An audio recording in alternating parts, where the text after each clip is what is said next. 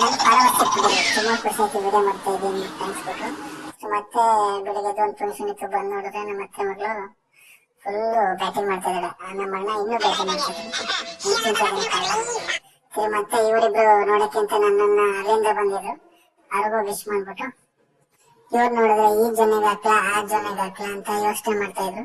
ಇವ್ರು ಬಂದು 20 ವರ್ಷದಿಂದ ಬರೀ ಬಾಡ ಕಲಿ ಆಗೈತೆ ಇವ್ರ ಜೀವನ. ಓಕೆ, ಹಂಗೆ ನಮ್ಮ ತೋಟಕ್ಕೆ ಬಂದು, ತೋಟದಲ್ಲಿ ಮಧ್ಯಾಹ್ನ ಆಗಿತ್ತು, ಬಿಸಿಲು ಬರೋದ್ರಿಂದ ತೋಟಕ್ಕೆ ಬಂದು ಎಣ್ಣೆ ಕಿತ್ಕೊಂಡು ನಾನೇ ತಗೊಂಡು ಬಂದೆ ಮನೆಗೆ. ಹಾಗೆ ಬಂದಾಗ ನಮ್ಮ ಅಕ್ಕ ಮನೆಗಿದ್ರು,